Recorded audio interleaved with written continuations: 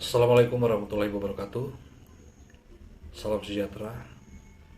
Perkenalkan, nama saya Calvin Tangulu, mahasiswa profesi nurse Universitas Kadiri kelas Palu. Pada kesempatan hari ini saya akan menjelaskan beberapa hal terkait dengan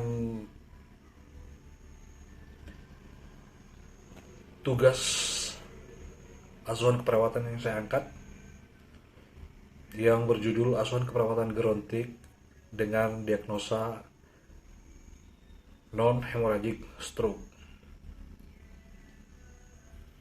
Baiklah, sesuai dengan konsep teoritis non-hemorrhagic stroke,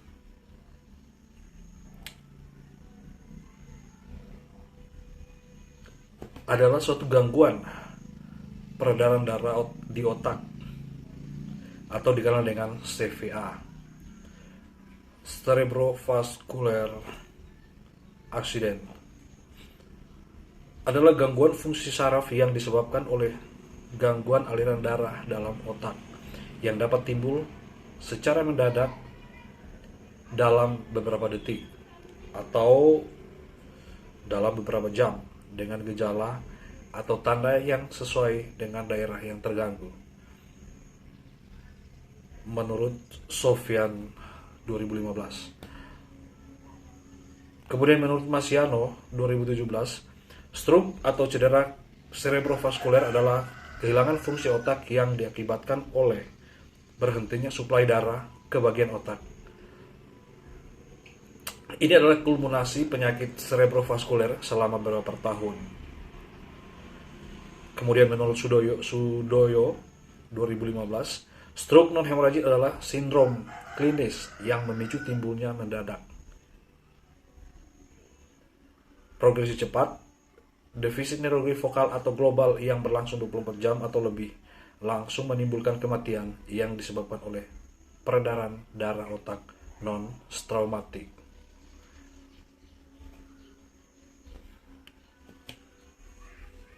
Etiologi penyakit NHS pada tahap makroskopik, stroke non-hemorrhagic paling sering terjadi oleh emboli ekstrakranial atau trombosis intrakranial. Selain itu, stroke non-hemorrhagic juga dapat diakibatkan oleh penurunan aliran cerebral pada tahap seluler. Setiap proses yang mengalir darah menuju timbulnya kaskade iskemik yang berujung pada kematian neuron dan infark cerebri. Penyebabnya adalah trombosis atau bekuan cairan di dalam otak, pembuluh darah otak, kemudian embolisme cerebral atau bekuan darah atau material lain, dan kemudian iskemia atau penurunan aliran darah ke area otak. Adapun patofisiologi infark NHS adalah infark iskemik cerebri sangat erat berhubungan dengan aterosklerosis dan arterioklerosis.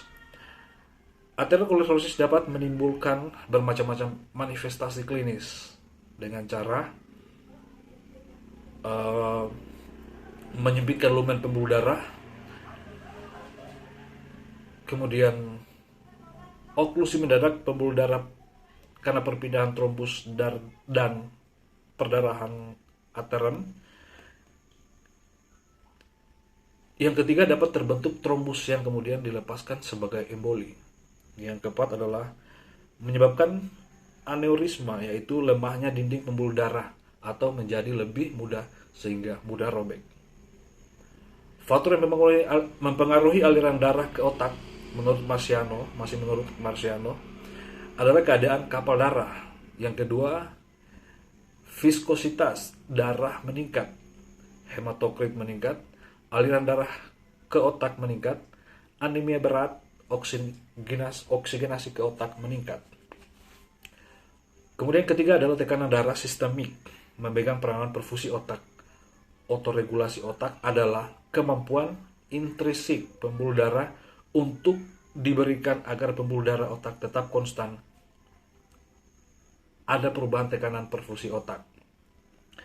Yang keempat, kelainan jantung menyebabkan menurunnya curah jantung dan karena lepasnya embolus sehingga menimbulkan iskemia otak. Suplai darah ke otak dapat berubah pada gangguan vokal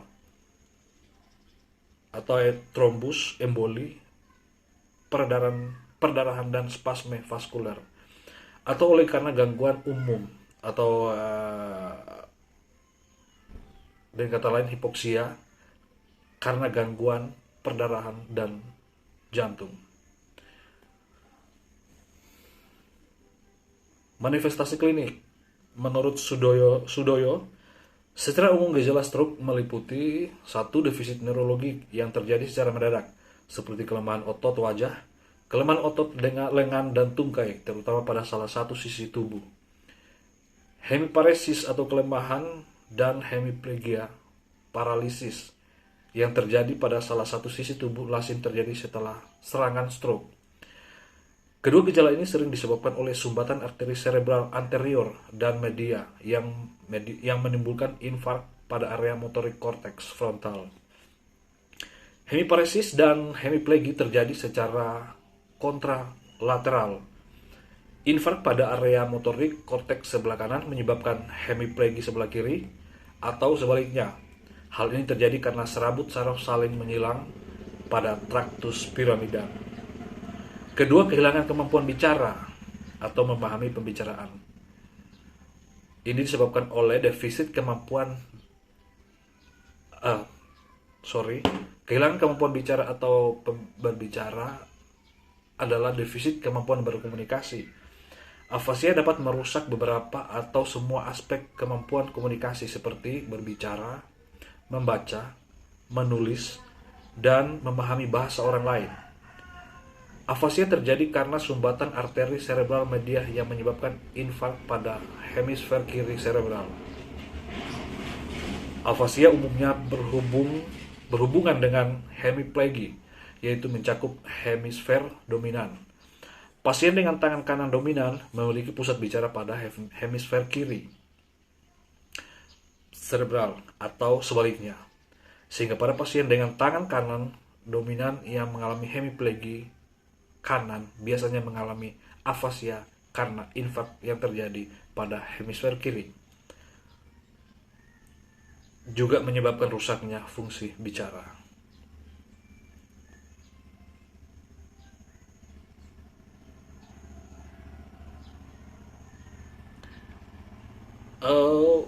Adapun pathway keperawatan adalah dari NHS itu adalah hipertensi, anoresmia cerebral, penyakit jantung, pendarahan cerebral, DM, usia lanjut, rokok, alkohol, peningkatan kolesterol, obesitas.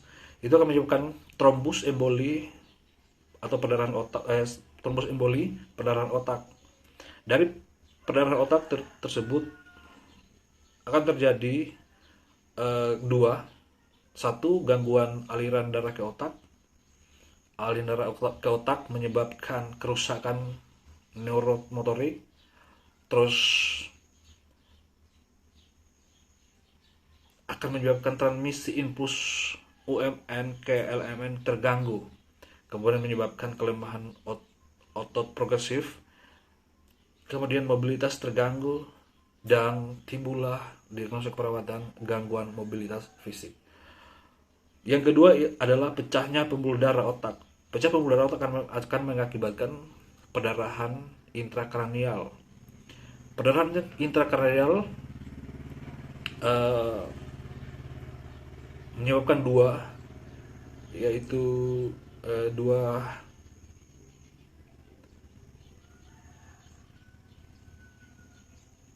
kerusakan. Satu, darah merembes ke dalam parenkim otak, kemudian penekanan pada jaringan otak. Karena penekanan jaringan otak terjadi peningkatan tekanan intrakranial. Kemudian dari intrakranial akan terjadi diagnosis perawatan gangguan perfusi jaringan otak. Kemudian dari perfusi jaringan otak, perfusi jaringan otak ya. Dari perdarahan intrakranial juga akan terjadi fungsi otak menurun. Kemudian karena fungsi otak menurun, terjadi kerusakan pada lobus frontal atau area Broca dan lobus temporal atau area Wernicke. Kejadian ini akan mengakibatkan terjadinya apasia global. Kemudian untuk yang ketiga,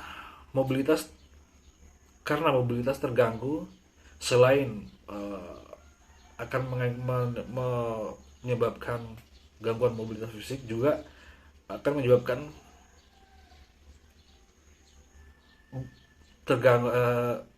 mobilitas terganggu, pasien bed rest. Pasien akan istirahat total. Karena pasien istirahat total, akan terjadi penekanan lama pada daerah punggung dan bokong. Atau kata lainnya,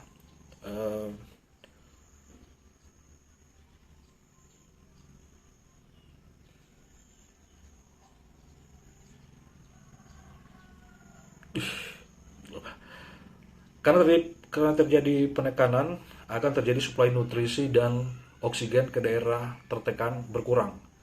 Karena berkurang, maka timbullah diagnosis perawatan, yaitu kerusakan integritas kulit. Dan dari pathway tersebut, saya mengangkat diagnosis perawatan ada 3, yaitu gangguan mobilitas fisik, terus gangguan perfusi jaringan otak, kemudian kerusakan integritas kulit. Pemeriksaan penunjang pada HNS adalah 1. Komputer tomografi atau scanning atau CT scan, merupakan pemeriksaan yang sangat bermanfaat untuk menentukan letak lesi serebral. Terus yang kedua adalah MRI. MRI dapat digunakan untuk membandingkan diagnosa stroke dengan diagnosa lain. Yang ketiga adalah EKG atau elektrokardio. Pemeriksaan ini dapat membantu untuk menentukan adanya masalah kelistrikan jantung seperti atrial fibrilasi dan distremia yang dapat menyebabkan terjadinya stroke. Kemudian fungsi lumbal. Fungsi lumbal dilakukan untuk mendeteksi adanya perdarahan pada ruang supranoid. Terus yang keempat adalah pemeriksaan laboratorium. Pada dasarnya tidak ada pemeriksaan laboratorium yang menjamin kepastian diagnosa stroke. Pemeriksaan yang lazim dilakukan adalah pemeriksaan hematokrit dan hemoglobin. Karena peningkatan hematokrit dan hemoglobin dapat memperberat oklusi pada arteri serebral. Pemeriksaan lainnya adalah pemeriksaan protombin time sebagai dasar untuk memberikan terapi antikoagulan. Kemudian pelaksanaan HNS seperti dikemukakan oleh Sofyan, terdapat 7, yaitu 1. Diuretik untuk menurunkan udem serebral yang mencapai tingkat maksimum 3-5 hari setelah infark serebral. Kemudian kedua adalah antikoagulan, dapat diresepkan untuk mencegah terjadinya atau memberatnya trombosis atau embolisasi dari tempat lain dalam sistem kardiovaskular. Kemudian yang ketiga adalah medikasi antitrombosit, dapat diresepkan karena trombosit memainkan peran sangat penting dalam pembentukan trombus dan embolis. Kemudian yang kelima adalah memberikan obat tertentu yang berfungsi. Keempat adalah memberikan obat tertentu yang berfungsi menghancurkan bekuan darah, misalnya streptokinase atau plasminogen jaringan. Diberikan dalam waktu 3 jam setelah timbulnya stroke. Hal ini dapat mencegah dan memulihkan kelumpuhan dan gejala lain. Yang keempat adalah mannitol atau kortikosteroid untuk mengurangi pembengkakan dan tekanan di dalam otak pada penderita stroke akut. Terus yang ke-6 adalah respirator, diberikan pada penderita stroke yang sangat berat untuk mempertahankan pernapasan yang adekuat. Terus yang ke 7 adalah terapi psikis atau obat-obatan diberikan setelah serangan stroke yang biasanya terjadi perubahan suasana hati, terutama pada kasus depresi. Kemudian komplikasi dari HNS yang sering terjadi pada pasien adalah hipoksia cerebral, kedua penurunan darah cerebral, yang ketiga adalah luasnya area cedera.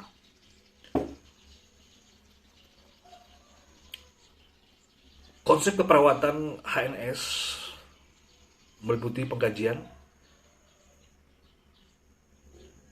Di dalam pengkajian ini ada dua, yaitu pengkajian primer untuk mengkaji airway, terus breathing, sirkulasi, dan sirkulasi. Airway untuk sumbatan obstruksi jalan napas atau adanya penumpukan sekret akibat kelemahan refleks batuk. Terus yang kedua adalah breathing atau kelemahan menelan atau batuk, atau untuk mekanisme tubuh melindungi jalan napas, timbulnya pernapasan yang sulit dan atau tak teratur, suara nafas terdengar ronhi atau aspirasi saat aspirasi. Ketiga adalah sirkulasi, tekanan darah dapat normal atau meningkat, hipotensi terjadi pada tahap lanjut, takikardi, bunyi jantung normal pada tahap dini, distremia, kulit dan membran mukosa pucat, dingin, cyanosis pada tahap lanjut. Kemudian pengkajian sekunder. Pengkajian sekunder juga terdapat.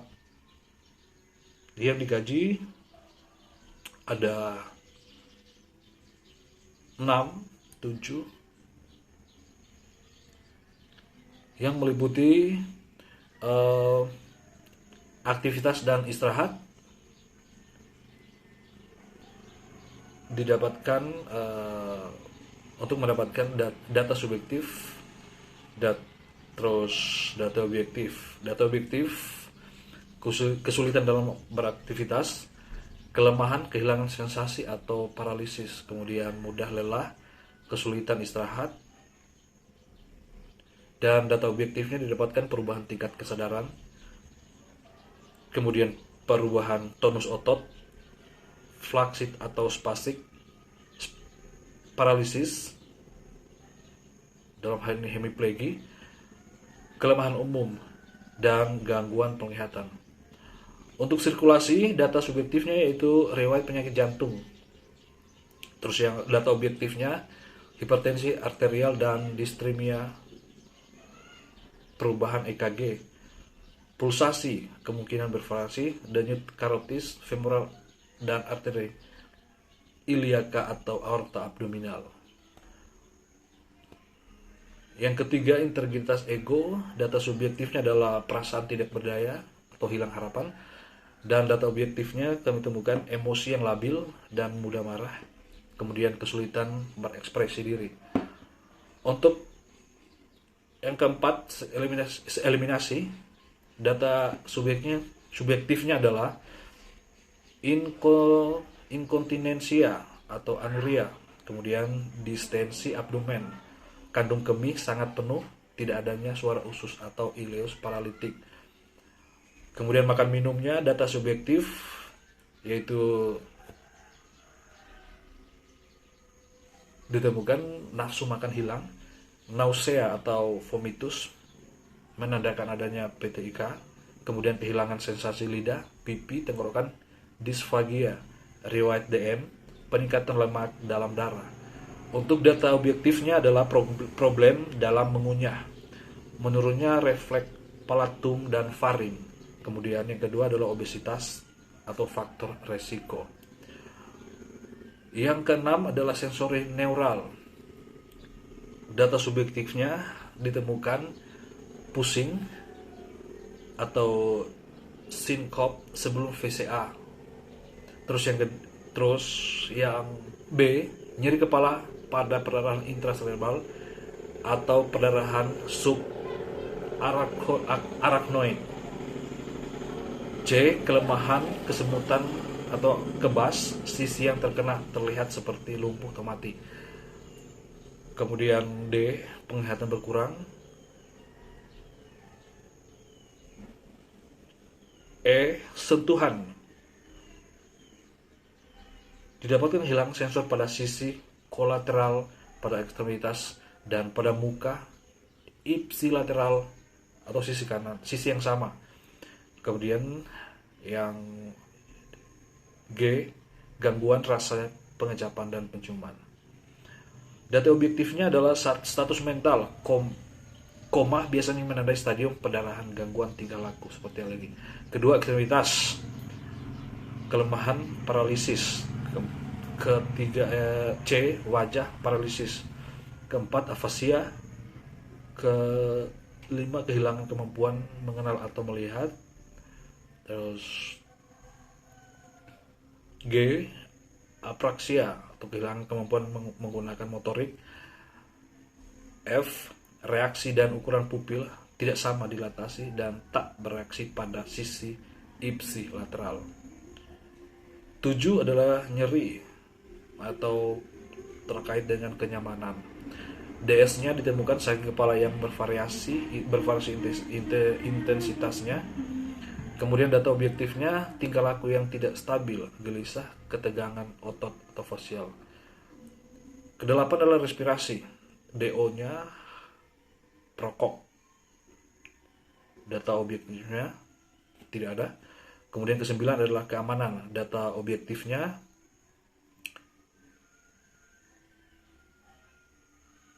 subjektif tidak ada. Data objektif adalah motorik atau sensorik, masalah dengan penglihatan, kemudian perubahan persepsi terhadap tubuh, kesulitan untuk melihat objek, hilang kewaspadaan terhadap bagian tubuh yang sakit. Kemudian tidak mampu mengenali objek, warna, kata, dan wajah yang pernah dikenali. Lanjut, kemudian gangguan berespon terhadap panas dan dingin atau gangguan regulasi suhu tubuh.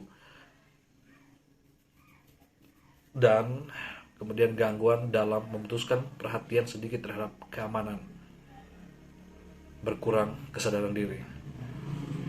10 interaksi sosial. Data objektif, data subjektif tidak ada. Data objektifnya adalah problem berbicara atau ketidakmampuan berkomunikasi. Diagnosis perawatan adalah gangguan mobilitas fisik. Yang saya dapatkan adalah gangguan mobilitas fisik, kemudian B, defisit perawatan diri, C, gangguan perfusi jaringan cerebral, D, gangguan komunikasi verbal, dan E, resiko gangguan integritas kulit.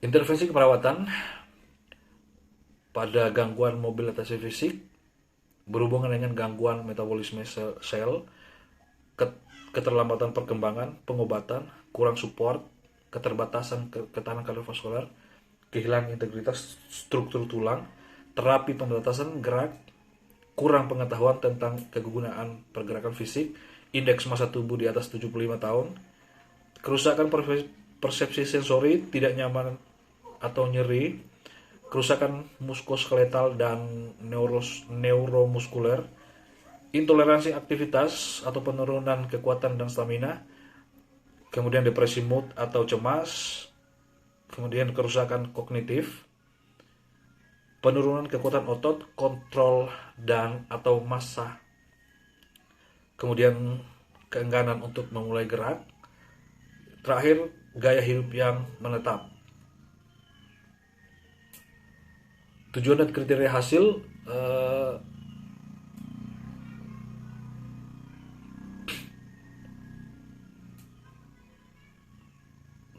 adalah joint movement atau active, mobility level, self care, transfer performance.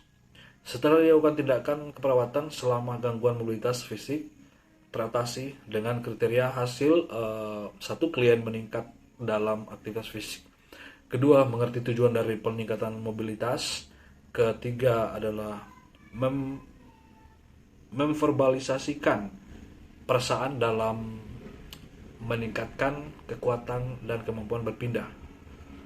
Kemudian pergerakan keempat adalah pergerakan penggunaan alat bantu untuk mobilisasi. Intervensi adalah latihan kekuatan, ajarkan dan berikan dorongan pada klien untuk melakukan program latihan secara rutin. Dalam latihan ini ada dua, yaitu latihan untuk ambulasi, yaitu ajarkan teknik ambulasi dan perpindahan yang aman kepada klien dan keluarga. Kemudian latihan yang kedua, sediakan alat bantu untuk klien seperti kru, kursi roda, dan walker. Yang ketiga adalah beri penguatan positif untuk berlatih mandiri dalam batasan yang aman. Latihan mobilisasi yang kedua dengan kursi roda. 1. Ajarkan pada klien dan keluarga tentang cara pemakaian kursi roda. Yang kedua, dorong klien melakukan latihan untuk memperkuat anggota tubuh. Yang ketiga, ajarkan pada klien keluarga tentang cara penggunaan kursi roda. Rasionalnya adalah latihan kekuatan, pasien dapat termotivasi untuk melakukan program latihan. Kemudian yang kedua, mencegah risiko cedera. Memudahkan pasien untuk melakukan mobilisasi, pasien terus termotivasi untuk tetap melakukan ambulansi. Kelima, klien dan keluarga memahami mobilisasi dengan benar. Keenam, klien termotivasi untuk memperkuat anggota tubuh. Ketujuh, klien tidak akan mengalami kekakuan sendi dan keluarga dapat membantu klien untuk mobilisasi.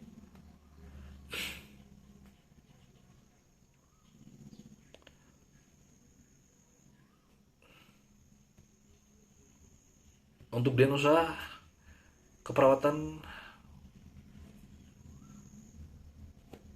kolaborasi, perfusi jaringan cerebral tidak efektif.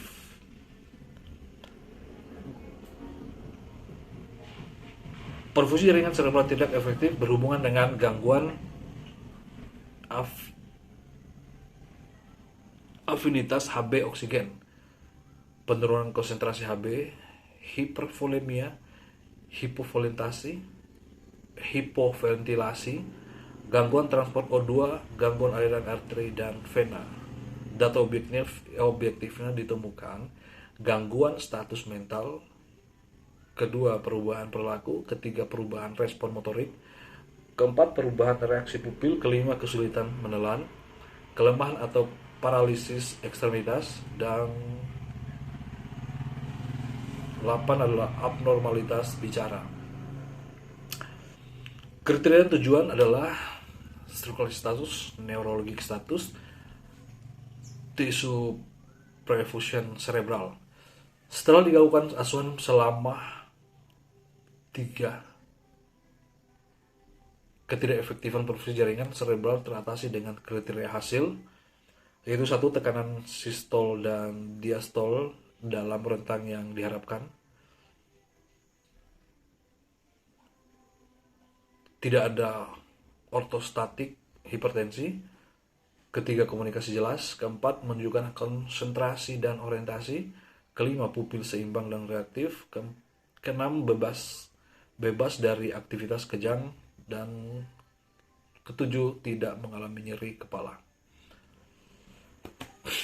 Intervensi keperawatannya adalah 1. Berikan posisi shock, kedua observasi vital sign dan kapilari refill setiap jam, nadi, tekanan darah, dan suhu. Kemudian ketiga ada kolaborasi pemberian infus cairan rinyer latak 28 tetes per menit. Kemudian 4 fototorak, kelima EKG Lanoxin IV 1 ampul, kemudian ketujuh lasik 1 ampul, 8 observasi produksi urin dan balance cairan, kemudian ke-9 adalah periksaan DL. Posisi shock rasional untuk posisi shock adalah memenuhi kebutuhan perfusi otak, kemudian untuk mengetahui vital sign untuk mengetahui fungsi jantung dalam upaya mengetahui lebih awal jika terjadi gangguan perfusi, kemudian cairan RL untuk memenuhi kebutuhan cairan intravaskuler, mengatasi jika terjadi asidosis, mencegah kolaps. Kemudian yang keempat adalah fototoraks untuk memastikan anatomi jantung dan melihat adanya edema udem paru. Terus yang kelima adalah EKG Rasionalnya adalah untuk melihat gambaran fungsi jantung. Terus yang ke-6, Lanoxin IV 1 ampul. Rasionalnya adalah memperkuat kontraktilitas otot jantung. Kemudian yang ke-7 adalah Lasix 1 ampul. Rasionalnya untuk meningkatkan perfusi ginjal dan mengurangi udem. Terus yang ke-8 adalah observasi produksi urin. Rasionalnya adalah melihat tingkat perfusi dengan menilai optimalisasi fungsi ginjal. Terus yang terakhir adalah pemeriksaan DL. Rasionalnya untuk melihat faktor-faktor predisposisi peningkatan fungsi metabolisme klien sehingga terjadi peningkatan kerja jantung. Diagnosa ketiga yaitu gangguan integritas kulit berhubungan dengan eksternal dan internal. Terus hipotermi. Kalau eksternal adalah hipotermi, substansi kimia, kelemahan, faktor mekanik, imobilisasi fisik, radiasi, usia yang ekstrim, kelemahan, kelembaban kulit, obat-obatan. Dari internal adalah perubahan status tonjolan tulang, defisit imunologi berhubungan dengan perkembangan, terus ya perubahan sensasi, kemudian perubahan status nutrisi, kemudian perubahan status cairan, dan perubahan pigmentasi, perubahan sirkulasi, dan perubahan turgor atau elastisitas kulit. Data objektif yang ditemukan adalah gangguan pada bagian tubuh, kerusakan lapisan kulit, dermis, gangguan permukaan kulit, epidermis. Tujuan dan hasil adalah integritas kulit yang baik bisa dipertahankan, tidak ada luka atau lesi pada kulit, ketiga perfusi ringan baik, keempat menunjukkan pemahaman dalam proses perbaikan kulit dan mencegah terjadinya cedera berulang. Terus yang kelima, mampu melindungi kulit dan mempertahankan kelembaban kulit dan perawatan alami. Keenam, menunjukkan terjadinya proses penyembuhan luka. Intervensi, anjurkan pasien untuk menggunakan pakaian yang longgar. Rasionalnya adalah tidak ada tekanan pada luka. Kemudian yang kedua adalah intervensi yang kedua adalah hindari kerutan pada tempat tidur. Rasionalnya untuk mencegah terbentuknya luka yang baru. Kemudian intervensi yang ketiga, jaga kebersihan kulit agar tetap bersih dan kering. Rasionalnya adalah terhindar dari infeksi, mencegah terjadinya dekubitus. Terus yang keempat adalah mobilisasi pasien atau ubah posisi pasien setiap 2 jam sekali. Rasionalnya pasien tetap terjaga perawatan dirinya. Terus yang kelima, monitor kulit dan akan adanya kemerahan. Rasionalnya adalah mengetahui perkembangan mobilisasi pasien. Terus yang keenam, monitor aktivitas mobilisasi pasien. Rasionalnya mengetahui nutrisi yang dikonsumsi pasien.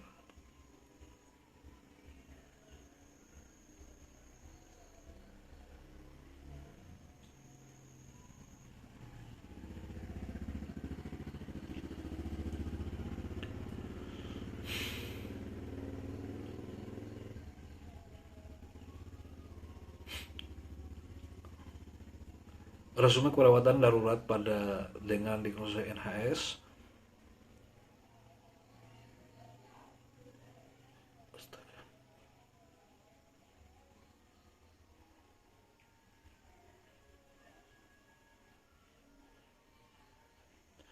Pengajian Tuan L, 70 tahun. Keluhan utama adalah masuk rumah sakit, gangguan aliran darah di otak.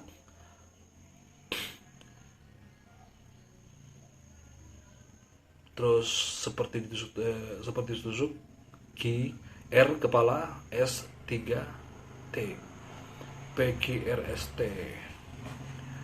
Kemudian D pengkajian primer,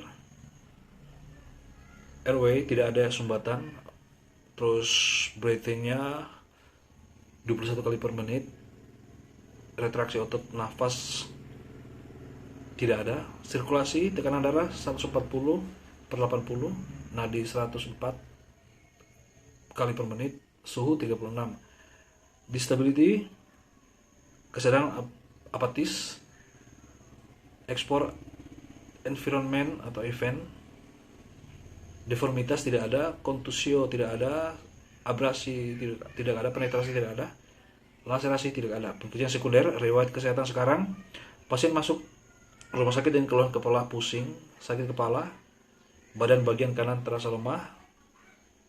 Pasien mengatakan kesulitan untuk berbicara. Sakit kepala dirasakan, pasien seperti ditusuk-tusuk. Riwayat kesehatan keluarga, tidak memiliki riwayat penyakit apapun. Anamnesis singkat, alergi tidak ada, medication tidak ada, post illness tidak ada, last meal tidak ada. Event, klien mengatakan nyeri jika bergerak ataupun tidak bergerak. Pemeriksaan head to toe, kepala, rambut hitam, mata tampak simetris, pupil isokor, terus telinga tampak bersih, tidak ada pengurangan pendengaran. Hidung tidak ada polip, tidak ada obstruksi, sekret tidak ada. Pernafasan cuping hidung, mulut tak tampak stomatitis. Pada bagian mulut, mukosa bibir lembab, tidak memakai gigi palsu, tidak ada peradangan pada mulut, warna lidah merah muda, tidak ada pembesaran pada tonsil. Leher defisiasi simetris, tanda cedera servikal, tidak ada cedera. Pada pemeriksaan dada, terbentuk dan dada simetris, tidak ada interaksi otot bantu. Pernafasan, respirasi 21 kali per menit. P, tidak ada nyeri tekan, massa, ekspansi paru simetris. P, terdengar suara wheezing di paru. A, suara nafas fasikular jantung S1 dan S2. Ekstremitas atau muskuloskeletal, kelemahan pada ekstremitas dekstra, kekuatan otot 4. Keenam adalah kulit atau integumen, tidak ada lesi, tidak ada jaringan parut, warna kulit coklat, tekstur kasar, turgor kulit baik, tidak ada nyeri tekan. Kemudian pemeriksaan penunjang, terapi medis. Pengumpulan data, klien mengeluh sakit kepala seperti ditusuk-tusuk, pusing, hilang timbul.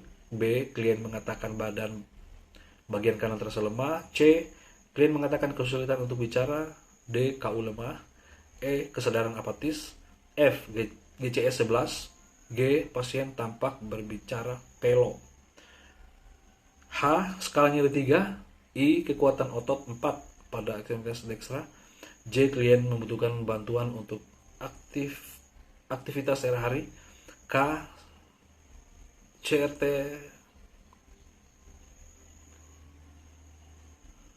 kurang dari 2 detik. Terus tekanan darah 140/80 mg hemoglobin, respirasi 21 kali per menit, nadi 104 kali per menit, dan suhu 36,5 derajat Celcius. Klasifikasi data. A, data subjektif. Ditemukan klien mengeluh sakit kepala, nyeri seperti tusuk-tusuk, pusing, hilang timbul. Yang ketiga, klien mengatakan badan bagian kanan terasa lemah. Yang ketiga adalah klien mengatakan kesulitan untuk berbicara. Data objektifnya adalah KU lemah, kesadaran apatis, GCS 11, pasien tampak berbicara pelo, skala nyeri 3, kekuatan otot 4 pada ekstremitas dekstra. 8, klien membutuhkan bantuan untuk aktivitas sehari-hari. CRT-nya lebih dari 2 detik. Terus terakhir, tekanan darah 140, pernapasan 21 kali per menit, nadi 104 kali per menit, suhu 36 derajat Celcius.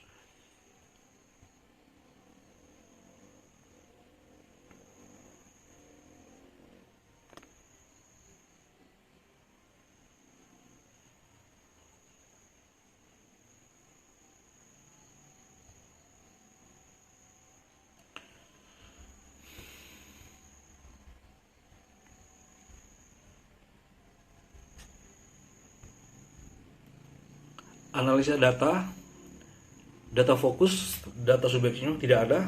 Kalau data objektifnya KU lemah, kesadaran apatis, terus GCS 11, skala nyeri 3, CRT lebih dari 2 detik, tekanan darah 140, pernapasan 21 kali per menit, nadi 104 kali per menit, suhu 36,5 derajat Celcius. Etiologi NHS menyebabkan penekanan pada jaringan otak, kemudian terjadi kerusakan pada lobus, menyebabkan peningkatan tekanan intrakranial, dan kemudian terjadi gangguan perfusi jaringan. Masalah yang ditemukan adalah perfusi jaringan serebral tidak efektif. Data fokus kedua adalah data subjektifnya. Klien mengeluh sakit kepala seperti ditusuk-tusuk, pusing, hilang timbul. Data objektifnya KU lemah, kesadaran apatis, GCS 11, skala nyeri 3, CRT 2 detik, lebih dari 2 detik, tekanan darah 140 per 80 mili hemoglobin, kemudian pernapasan 21 kali per menit, nadi 104 kali per menit, suhu 36,5 derajat Celcius.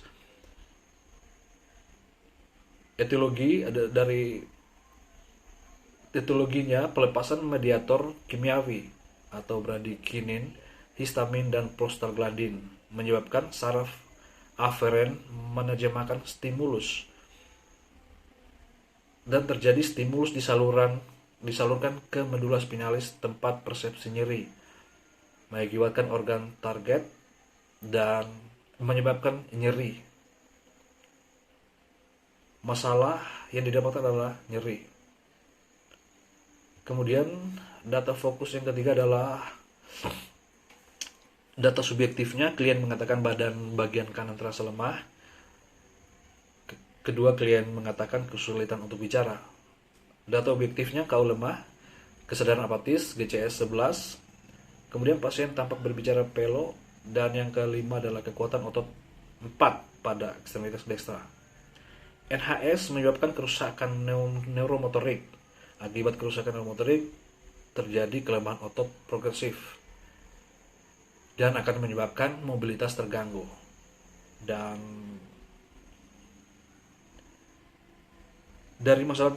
dari kejadian tersebut timbul masalah keperawatan, yaitu gangguan mobilitas fisik.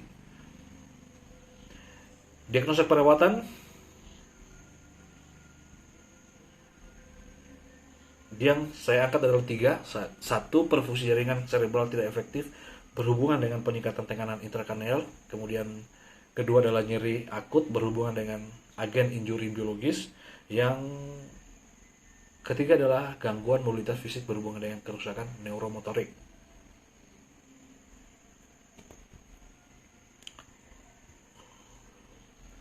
Perencanaan adalah diagnosis perawatan perfusi jaringan serebral tidak efektif berhubungan dengan peningkatan tekanan intrakranial. Data objektifnya KU lemah, kesadaran apatis, GCS 11, skala nyeri 3, CRT lebih dari 2 detik, tekanan darah 140 per 80 mm hemoglobin, terus pernapasan 21 kali per menit, nadi 104 kali per menit, suhu 36,5 derajat Celcius. Tujuan dan kriteria hasil setelah dilakukan pasukan selama tekanan sistol dan diastol dalam pemerintahan diharapkan tidak ada ortostatik hipertensi, komunikasi jelas, menunjukkan konsentrasi dan orientasi. 2. Pupil seimbang dan efektif. Ke-13 adalah bebas dari aktivitas kejang. Intervensi berikan posisi shock, observasi vital sign, terus kolaborasi pemberian infus RL, EKG, ampul. Lasik, observasi produksi urin dan balance cairan, pemeriksaan DL.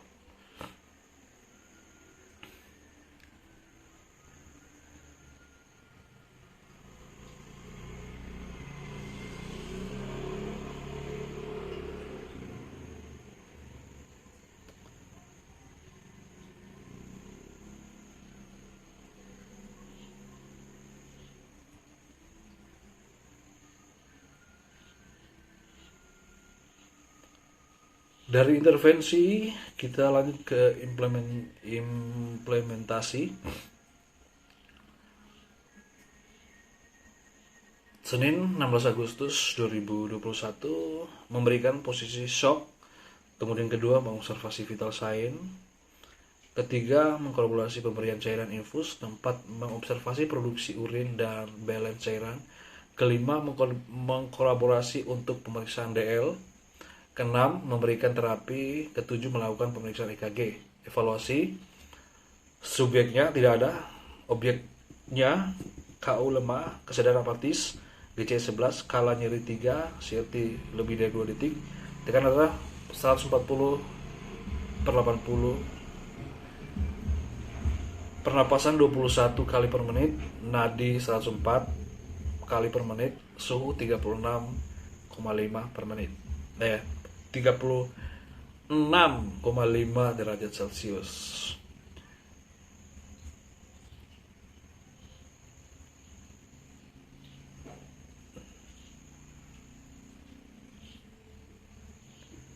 Yang kedua adalah mengkaji PQRST dan TTV.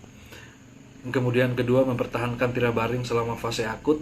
Tiga memberikan tindakan non farmakologi untuk menghilangkan nyeri. Keempat meminimalkan aktivitas vasokonstriksi yang dapat meningkatkan nyeri. Kelima membantu pasien dalam mengambulansi sesuai kebutuhan. Keenam mengkolaborasikan dengan dokter dalam pemberian obat analgetik dan lain-lain.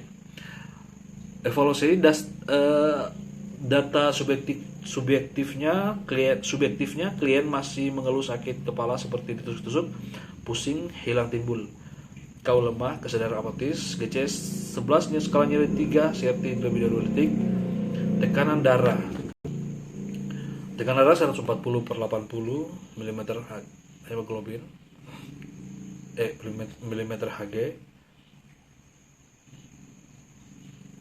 respirasi 21 kali per menit, nadi 104 kali per menit, suhu 36,5 derajat Celcius. Implementasi yang ketiga yaitu mengajarkan dan memberikan dorongan pada klien untuk melakukan program latihan secara rutin, mengajarkan teknik ambulansi dan perpindahan yang aman kepada klien dan keluarga. Kemudian ketiga adalah menyediakan alat bantu untuk klien seperti kruk, kursi roda, dan walker. Kemudian yang keempat adalah memberikan penguatan positif untuk melatih mandiri dalam batasan yang aman.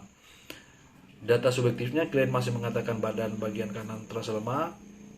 Kedua, klien masih kesulitan untuk bicara. Data objektifnya adalah KO masih lemah, kesadaran apatis, GCS 11, pasien tampak berbicara pelok, kekuatan otot 4 pada ekstremitas dekstra. Klien membutuhkan bantuan untuk aktivitas sehari-hari. Tekanan darah 140/80 mmHg, RR 21 atau respirasi, pernapasan 21 kali per menit, nadi 104 kali per menit, dan suhu 36,5 derajat Celcius. Demikian pemaparan saya berkaitan dengan tugas ASKEP NAHS. Lebih dan kurangnya saya mohon maaf. Assalamualaikum warahmatullahi wabarakatuh. Salam sejahtera dan terima kasih.